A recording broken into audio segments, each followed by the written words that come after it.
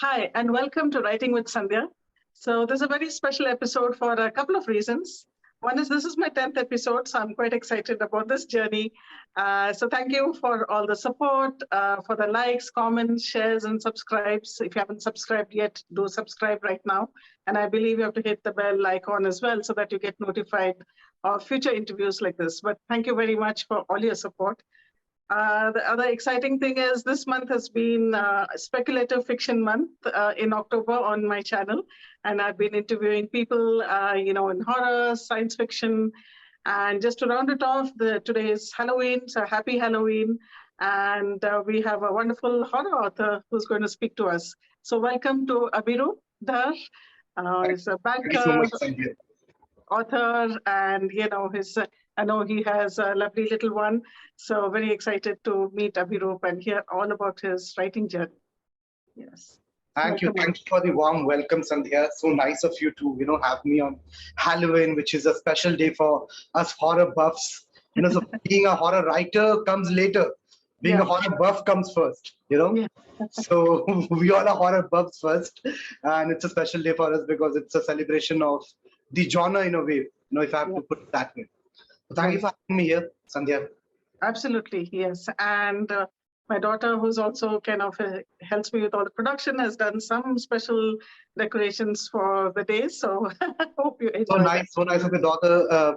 Tarana, you'll go places for sure. So nice, so well decorated and so nicely coordinated, Tarana. So Yeah. congratulations. Thank you for your wishes. Yeah. So yes, I've actually been seeing, you have been posting on social media, and almost every day there's, some post or the other, and you have a whole body of work in the horror genre, as you mentioned, and you're a horror buff as well. But so is that how you decided upon the genre, or how did you come upon that? See, I was always a horror buff ever since I was a child. And it had to come to me naturally. I did not start with horror because, the first book I was writing was also a horror book. It wasn't shaping up very well on paper or on MS Word at that point of time, many years ago. So I said, fine, maybe I'm not mature enough for a horror book as of now. I was very young then. I was, just out of my teenager, life. So I thought, fine, let's, write something else and let's come back to horror after a few years. So which I did. So see, horror is a very difficult genre, Sandhya, let me tell you this. So when you write horror, you need a certain amount of maturity. It's not just about the jump scares. It's not about the ghosts. It's not about the scary faces. It's about a lot of things. And more importantly, it's about the characters being relatable in a genre like horror. So for example, if it's a rom-com or a romance or even a thriller for that matter, you have relatable characters. But when it's horror, it's very difficult to make the characters relatable. So Sandhya, you need a certain amount of maturity, which comes with age and which comes with reading a lot more, watching a lot more. And even if I was a horror buff always, I did not start with horror, but I wrote a book which came straight from my heart at that point of time. And the second book onwards, even in the second book, which was a anthology and a collection of short stories, one of the stories was a horror, one, and people told me that it's a fabulous, genre. Why don't you explore it? So I said, yeah, why not? I mean, I should explore it because I've always been a horror buff. So the third book onwards, hold that breath, like everyone knows, it was horror, and only horror. Yeah. So yeah, I wanted to ask you then. So what do you feel requires that maturity? Is it the psychological part of it, or is it emotional, or is it being drawing out the characters? What requires that? Everything. To be very honest, horror needs to be accessible. The reason why horror is still not such a famous genre in India is that it's not accessible, So readers still think that horror has to be about scary faces, ghosts, churels, Dracula, vampire. It's not that. It can be anything like a psychological horror. So for example, Stephen King's Misery was a psychological horror. Or if I have to give you an example of a horror movie, which is not supernatural horror, it's Alfred Hitchcock's Psycho.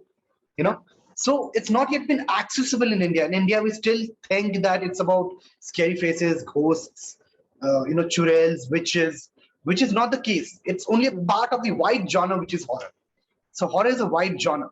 So unless and until it is accessible, unless and until people are knowledgeable, people understand the true meaning of horror, I don't think this horror genre will be so famous in India. So that is my objective with each and every book. I try to make it as entertaining as possible, for the layman, as well as, I try to make it as engrossing as possible for the literature connoisseurs. Okay. So tell me about your latest book. What's the latest one you have? Latest book is Ghost Hunter Gaurav Tiwari, like you know, and it's been published by Westland, represented by Suhail Mathur of the Book Bakers, whom you know closely, right? Yeah. So we have that connection here. So it's a book about the first paranormal investigator of India, of our country, Reverend Gaurav Tiwari, who mysteriously died in the year 2016, and people were shocked after his death because they were still trying to understand if it's a murder or if it's suicide or what is it. Maybe it's an attack of some evil spirit. A lot of theories were there around his death. So it's about him, but then it's not about his death. I don't believe in controversies. I believe in the content of the book. Someone told me that you have got a controversy here, so this book will do well. So the book did well, and I told him that, see, the book will do well only if the content is good. If the content is not good, even a controversy cannot help the book. Yeah. Right. So I've never, had this intention of writing the book with the sole aim of, exploiting the controversy and telling people that, see, Gaurav Tiwari died and this book is about him. It's not about that. It's about Gaurav Tiwari, his works, the most spine-chilling cases he and his team undertook. And since he was the pioneer of paranormal investigation in the country, it's also an inspirational story about the man who did it in the year 2009. He founded Indian Paranormal Society, and so many people followed him, and they're inspired by him even now in the field of paranormal investigation. Sandhya. Yeah, so it sounds very intriguing. So, there are any horror buffs watching this? I think you've got to grab your copies. I'm sure it's available on Amazon, and to read that. It's very exciting. So you have this, as you mentioned, from then you started writing, horror. So do you want each book to stand on its own? Are you trying to build some kind of connections between the books?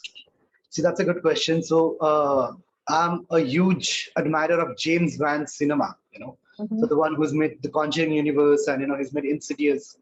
So I believe in creating a universe for horror as well. It's not yet come across so far, to be honest, except for Hold That Breath, which, I have made into a series. So the part 2 was out before this book, and, I'll also be working on part 3. So that will be a series. But again, it's more of a spiritual sequel. Okay. And talking about Gaurav Tiwari, Ghost Hunter, it's the first book with Indian Paranormal Society, which is Gaurav Tiwari's team, and they're living the dream and vision of Reverend Gaurav Tiwari. And the second book, which will be out next year, will be a continuation of, the same book in a way, but then it's not going to be about Gaurav Tiwari, it's going to be about the team. How they came up with a lot of guts after his death, and they came out strong, and how they solved a few more cases on their own. So it's about that. So if you have to call that a link, it is a kind of a sequel to GSP, Gaurav Tiwari, the Gaurav Tiwari book. But it's not a universe. If I talk about a universe, I have to kind of plot things in a very, very, very careful manner. Something which James Van has done successfully in his Conjuring universe, Conjuring, Nun, Annabelle, and kudos to him, he's a very smart director, according to me, very smart filmmaker. So I've not done that yet, but then yes, the work is in progress probably, and maybe when I have more body of work, maybe 10 or 11 books old, maybe I'll be connecting the dots and I'll be having a universe as well for all my books. So you never know that. Yeah, we'll come back and chat about it at that time, maybe. Yes. What's interesting is it's not just about, as you said, paranormal or even about, horror things, but even that reality, these are actual investigators, actual people who have done that. So I think that's a very interesting aspect of, what your stories. Yeah. So the recent book is about true accounts and, real life incidents which have happened with these, fantastic people. Got 5 people from Indian Paranormal Society: Meghna, Siddharth, Rit, Mohan, and most importantly Raj, who also runs a YouTube channel called Paranormal and Science, which is got a mammoth fan following. So he was a very close friend of Gaurav Tiwari. It keeps telling me a lot about the man, who he was in real life. And apart from them, there is Meghna, there is Siddharth, fantastic people who have worked with me on this book. And there are people from Haunting Australia team abroad So Gaurav Tiwari had a name abroad as well. He did, he made us proud, abroad as well. He went there and he solved so many cases. He did so many cases abroad. So there is Alan Pitter, there is so many people out there, whom I'm in touch with, and they keep telling me a lot about paranormal investigation, the real life paranormal investigation cases, and it's totally different from what we think it is to be. Wow, that's fascinating. Yes. So, but when you wrote your first book, did that change your process of writing? So I'll tell you about my first book. I had written my first book, and I just kept it to myself. I didn't want to get it published. I was very shy, not shy, but I was very skeptical. Why will I be a published author? I like to write just for the sheer joy of it. So let me write. Wrote this, the first manuscript, that is, of the first book in the year 2010, when I had a break between my postgraduate program MBA and my first job.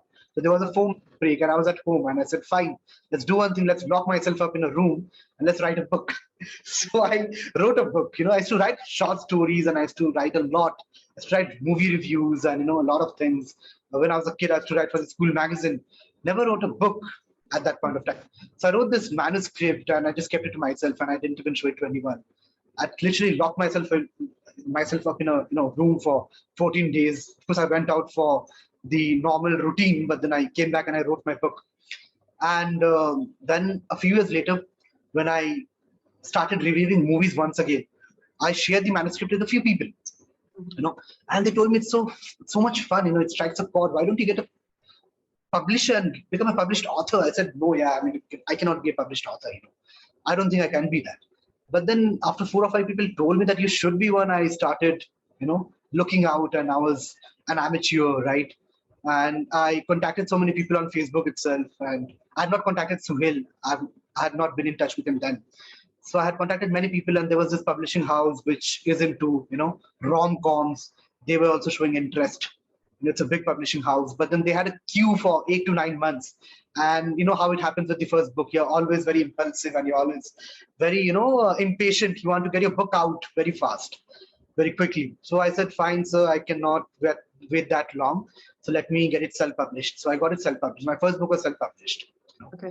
And it was a wonderful experience, and learn from my mistakes, learn from my successes.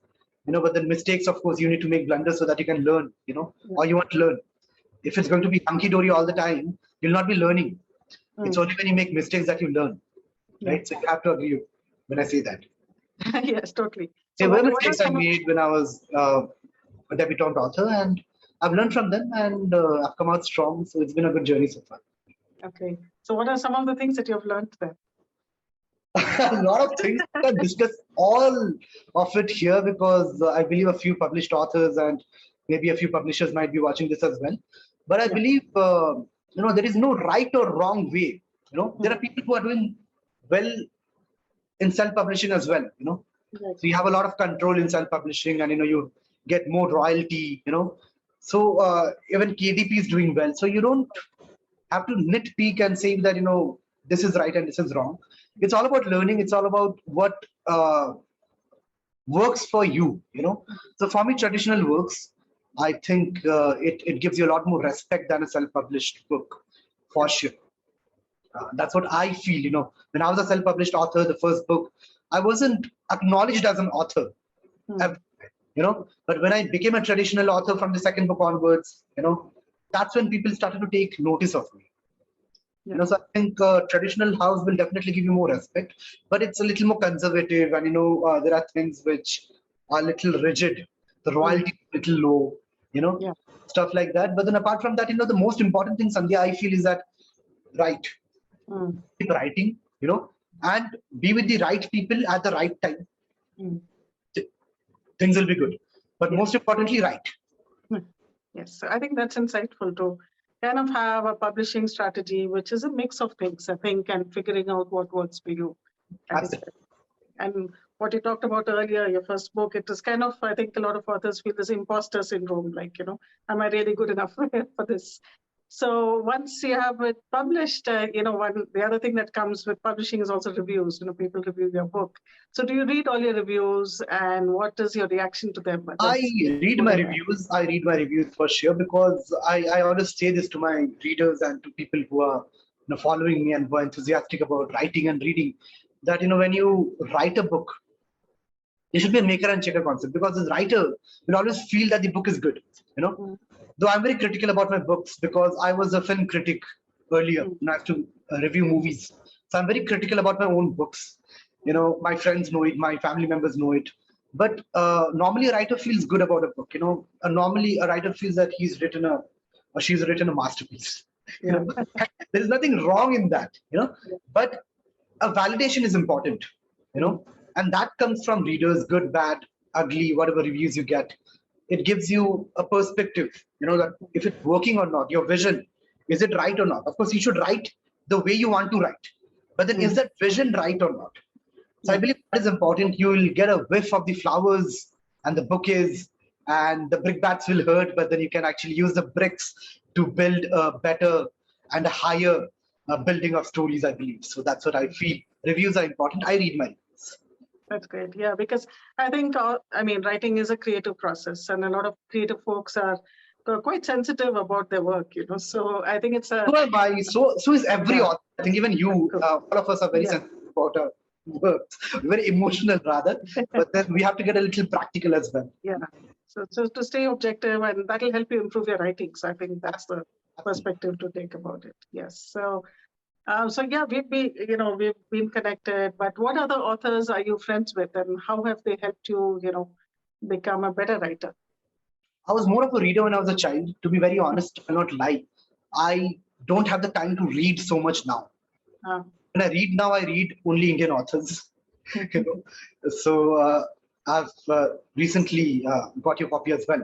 So I'll be reading the book. Thank you. So I personally believe in reading Indian authors as of now, but then, to be very honest, I'm not reading so much as of now, because I don't have the time. I'm a full-time professional, and I come back home and write. So there is no time for reading as such. I take out time for some good authors and good books I'm interested in. But when I was little, I used to be quite a voracious reader. So I used to read Hardy Boys, Nancy Drew, Famous Five. But I was more a fan of R.L. Stein's and not the Goosebumps books, the Fear Street books. So I was a huge fan of R.L. Stein. Then I later graduated to Stephen King. I read a few of his books as well. I also read Sidney Sheldon, I also read Agatha Christie. But I also grew up on Bengali literature, because I come from a Bengali background, and I was good in the languages, in English and Bengali both, even Hindi, which was my third language. So I was good in the languages, and I used to read a lot. I think Satyajit Ray was a genius, not just a genius in terms of filmmaking. He was a genius in terms of storytelling as well. And he wrote a couple of ghost stories which were out of the world. Of course, in Bengali, but they were fabulous concepts. So I really look up to him for his storytelling. Yeah. So talking of movies, I think you're writing. You're doing some screenwriting as well. Yes. So I think that's very exciting. And how different is that from writing, novels? Firstly, GHGT, my recent book, hosted by Gaurav Tiwari, has been picked up by Mr. Sunil Bohra, who's the producer of Gangs of Wasseypur and movies like Tanued's Manu. So he's making a web series out of it. So the makers of Scam 92 will be directing it and scripting it as well. So that happened even before the book released. It was a record which has been broken. But apart from that, I've also begun writing a script.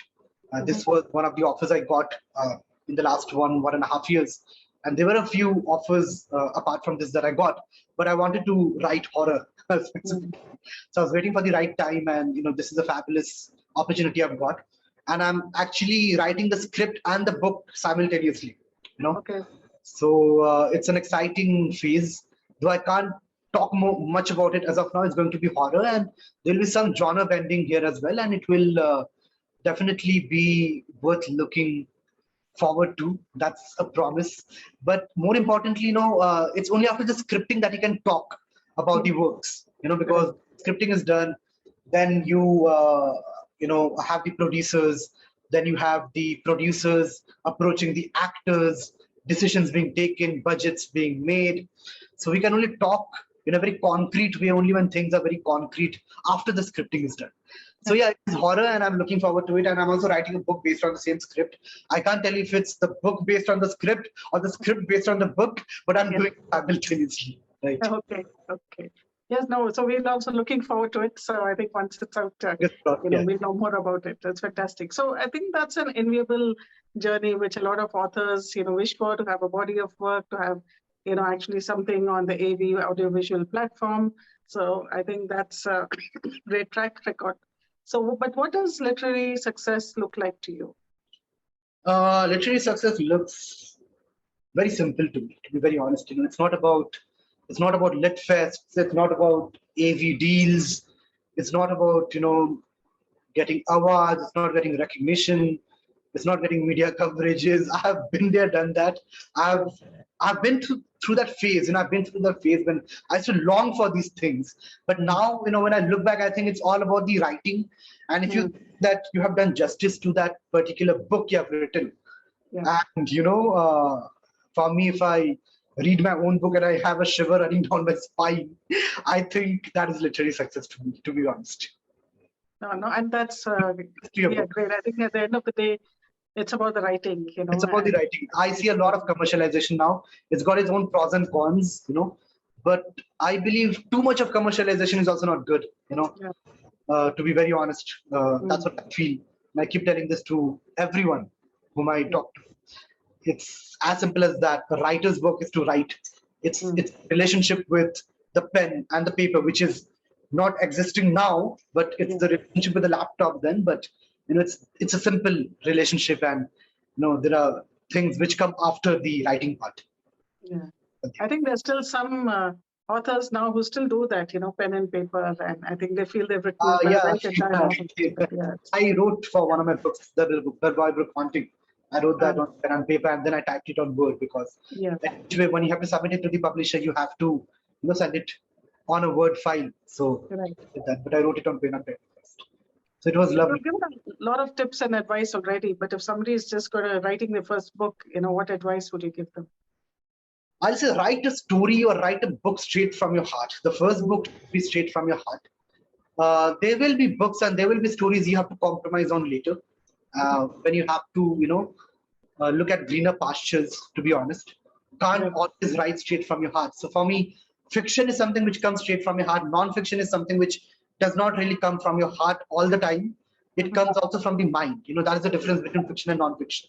So for fiction, and if it's a first book, if it's non-fiction, do a lot of research. If it's fiction, write it straight from your heart and write a story, write a book that you believe in.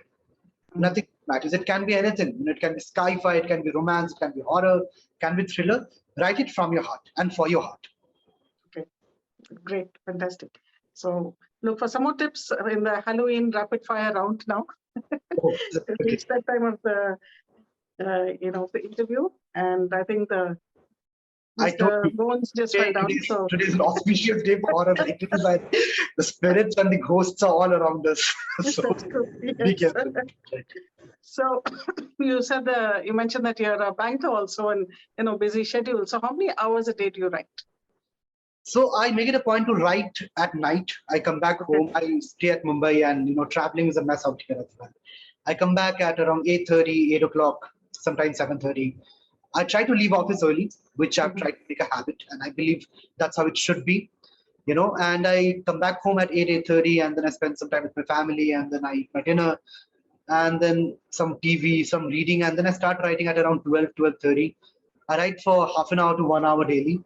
I try to make it happen. Sometimes it does not happen. Like I'll tell you, I've taken a few days break in between because I was promoting GHGT quite in between. So I had to take this break from writing, almost 2 weeks. But then tell me of these days when I don't write, I feel very depressed. So I have to write. So I've recently began writing again, and it feels great. I feel at ease. So I write daily for half an hour to 40 minutes, almost daily. And if I don't have anything in my mind, I just open my laptop and I stare at the screen, a Word document, and stare at the screen. It may not help me then, but then it helps me later. Yeah, so it's just getting into that discipline. Yeah, and it's the discipline as well. So yeah.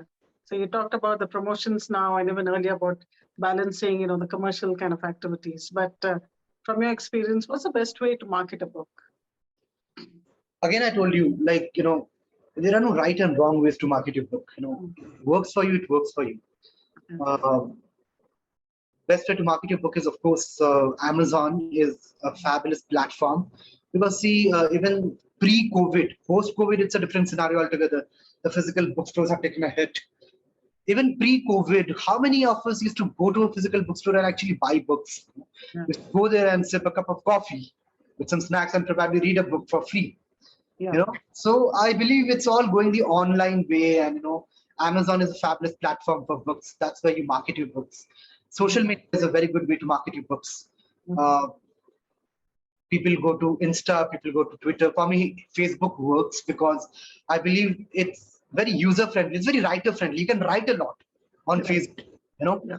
And I have made a few great friends through Facebook. I've met a couple of great people through Facebook. One is you, so many of us. Yeah. Insta, I believe it's not about the writing, it's about the images, So to each his own. It doesn't work for me. I find it very, I don't find it friendly enough. Insta, I don't find Twitter friendly enough. But I'm trying to be a little more social media savvy because I'm told I'm not. Because it's very important to be social media savvy. But then, I totally disregard it at times. Sometimes I'm very moody and I don't even go to social media. Maybe for a week or two, you'll not find me on social media.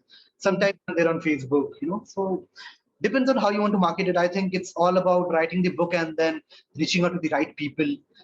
And then marketing on Amazon, that is good. And pick up a social media platform. I have picked up Facebook and it's worked for me. You can pick up Twitter or Insta or Snapchat, whatever works for you. Right. I think they all have different demographics as well. The first 1 or 2 books go for physical book launches as well. Very important. That's possible. Yes. Later. It doesn't work later, but then first 2 books, the first book launch is very special. And even the second book, go for a good book launch and a good physical book launch and promote it well. It has worked for me in the long term. Right. True. So how do you select the names of your characters? So the names of my characters are always very different. If you go through them, you'll understand.